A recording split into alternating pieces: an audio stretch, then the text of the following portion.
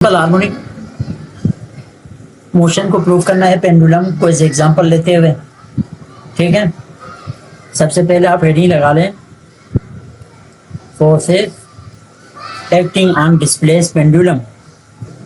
Forces acting on displace pendulum when the bob of pendulum when the bob of pendulum when the bob of the pendulum is displaced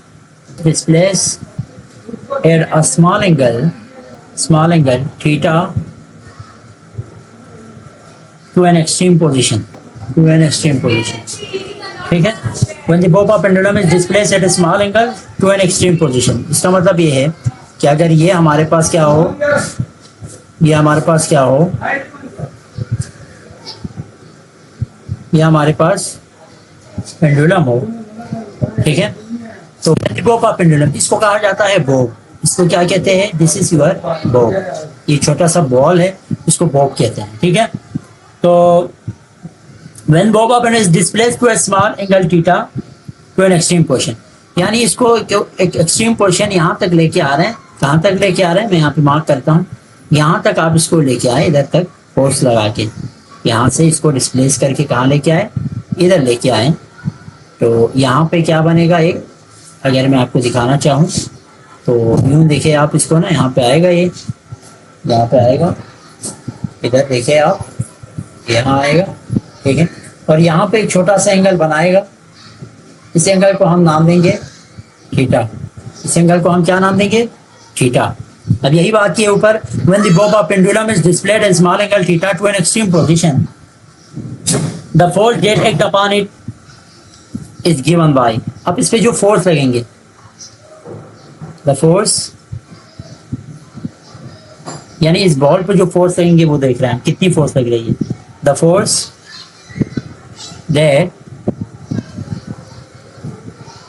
that act upon, अब इस पे जो force लगेंगे ना, वो मैं आपको जरा दिखाना कौन कौन सी फोर्स इसमें इन्वॉल्व होते हैं।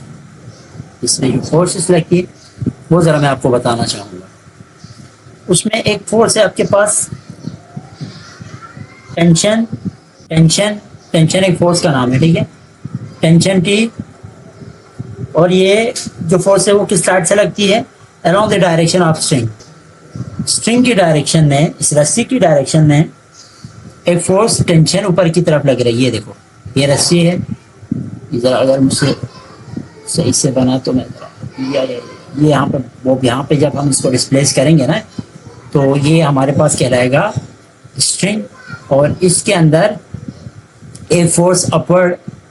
जाहिर सी बात है, उन्होंने बोला है कि रस्सी की वजह से जो फोर्स लगती है वो, उस फोर्स का नाम है टेंशन, और वो टेंशन रस्सी लगा रहे हैं तो इसकी डायरेक्शन अपवर्ड है। पहली फोर्स जो इस पे लग रही है अपवर्ड डायरेक्शन में रस्सी की वजह से।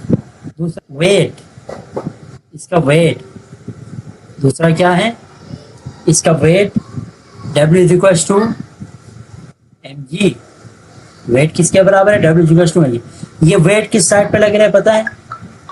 Acting vertically downward. इस पे जो हमारे पास फोर्स लगेंगे वो बिल्कुल वर्टिकली डाउनवर्ड फोर्स है। देखो दूसरी जो फोर्स है, जब आपने इसको यहाँ पे पहुंचा ना, बहुत खूबसूरत बातें हैं, फोर्स सुनिएगा।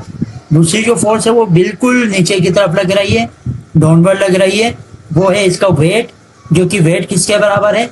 mg के बराबर है। दो बातें समझ में आ गई? अगर दो बातें समझ में आई है तो एक दफा यस लिखे, आगे बढ़ूं ताकि दो बातें समझ में आ गई है तो एक दफा यस लिखे प्रोफेसर साहब। पॉइंट नंबर 1 में क्या समझना है? रस्सी आपको भी फर्ज कर ले, आप एक रस्सी आपने, आपके हाथ में है रस्सी का एक सिरा और दूसरा सिरा मेरे हाथ में, मैं खींचूंगा तो आप पे फोर्स नहीं लगेंगी क्या? बताओ मुझे, पहले इस बात का जवाब दो।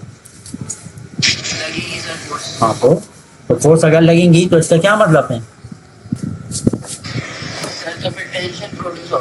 हाँ, टेंशन बोलेंगे। इस फोर्स का नाम क्या है? टेंशन है। यार देखो सबको समझ में आ गया इसका मतलब। अब आगे देखें, खूबसूरत बातें। फिर अगर ऐसी बात है तो आपने ये बताने के लिए ये सारी जो है ना, सारे हंगामे किए? नहीं भाई, मैं ये बताने के लिए मैंने सारे हंगामे नहीं किए, मैं आपको आगे बात बताता हूँ। आप थोड़ा तसल्ली रखें और देखें इधर आगे। अब यहाँ पे वेट को हम उसके कंपोनेंट्स में डिसॉल्व करेंगे। क्या करेंगे, इस वेट को ना, इस वेट को उसके कंपोनेंट में क्या करेंगे, डिसॉल्व करेंगे। तो जरा जुमले को यूं आप लिखिए खूबसूरत करके। तो यहाँ पे जो वेट है अगर डाउनवर्ड लग रहे हैं तो बॉडी इस साइड पे मूव क्यों होता है छोड़ने के बाद? जब आप इसको बॉब को छोड़ देंगे यहाँ से तो बॉब तो इस साइड पे आएंगे, फिर इस साइड पे आना शुरू हो जाएगा। आपको पता है ना ये बात? तो ऐसा क्यों, इसकी क्या वजह है, आप हमें समझाएंगे? जी बिल्कुल समझाऊंगा, ये समझाऊंगा मैं आपको। देखो इसका क्या रीजन है। अब चलो, हमने वेट को क्या किया, वेट को इसके दो कंपोनेंट्स में तोड़ दिए।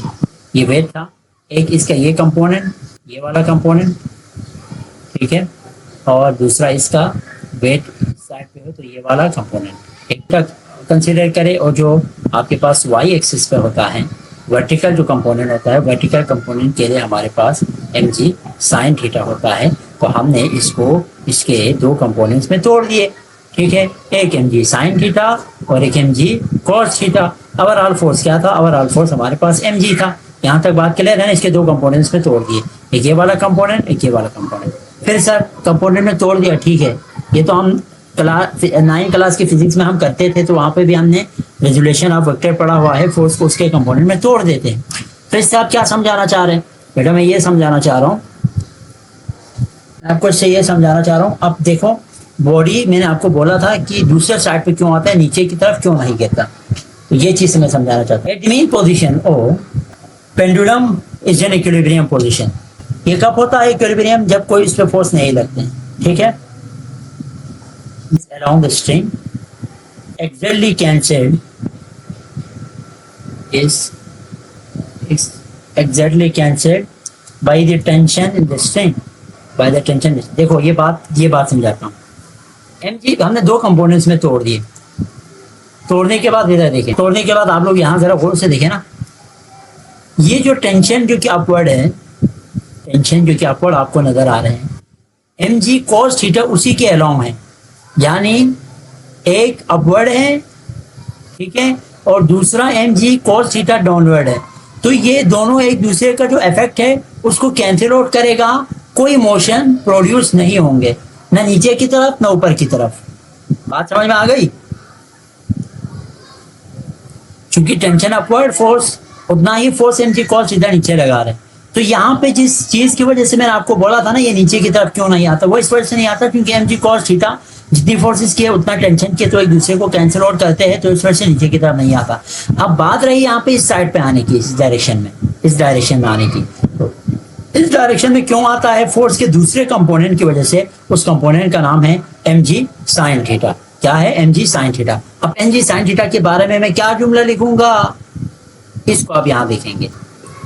The resulting net force, the resulting net force on the Bob which is directed back towards mean position, towards the mean position, towards the mean position is equal to mg sin theta।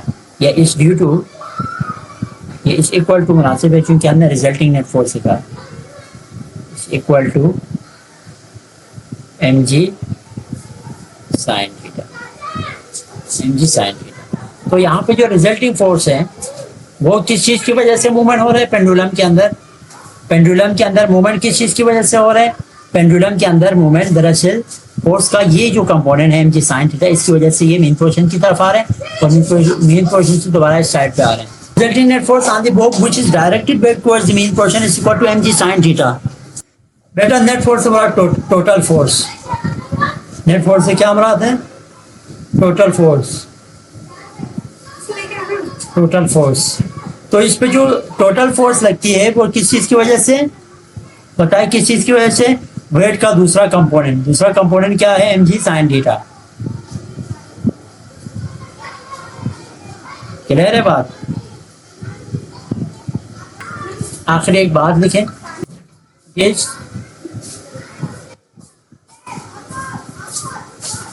To pro motion of pendulum is S H N, ठीक है। और time period की अगर मैं बात करूं, simple pendulum के time period की अगर हम बात करते हैं तो टाइम पीरियड के लिए जो फार्मूला होता है t is equal to 2 pi under root G, ठीक है, ये है इसका फार्मूला। सर फ्रो, अच्छा, टू एंड फ्रो का मतलब है इधर उधर, यहाँ से इधर से उधर जाना, उधर से दोबारा इधर आना। टू एंड फ्रो, ये दोनों, ये तीनों एक साथ पढ़ेंगे। टू एंड फ्रो मतलब यहाँ पे पेंडुलम है ना, यहाँ से देखो, यहाँ से इधर आना, इधर से दोबारा इधर आना, टू एंड फ्रो कहलाता है, टू एंड फ्रो।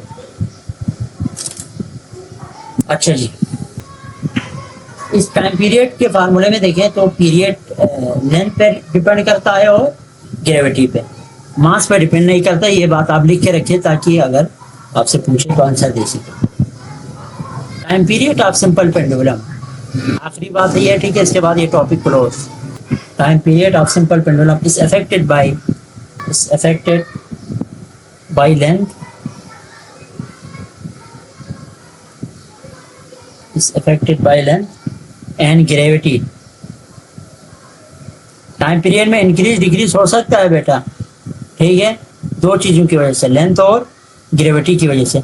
लेकिन आपको मास नजर नहीं आ रहा ना, तो मास जितना भी हो टाइम पीरियड पे कोई असर नहीं पड़ेगा, ठीक है, एंड इज इंडिपेंडेंट ऑन मास, ठीक है, तो ये मास पे डिपेंड नहीं होता। तो बात क्लियर है यहाँ तक? मास आप जितना भी बढ़ा रखे, उसके मोशन पे कोई असर नहीं पड़ेगा। An oscillating system in which friction has an effect, ठीक है, it's called damped system। अच्छा, जिसमें रेजिस्टेंट फ्रिक्शन इन्वॉल्व हो, ठीक है, in which friction has an effect, friction का इफेक्ट हो, तो वो डैम्प सिस्टम कहलाता है। किसी फर्ज के लिए अभी आप पेंडुलम को भी ऐसे ही छोड़े ना, तो हवा की फ्रिक्शन की वजह से पेंडुलम की जो मोशन है वो थोड़ी देर में सीज हो जाता है, खत्म हो जाता है, तो वो आपके पास कहलाएगा डैम्प सिस्टम। अब इसके बाद डैम्प ऑसिलेशन देखें, डैम्प ऑसिलेशन। अब डैम्प ऑसिलेशन के बारे में लिखे, the oscillation of A system,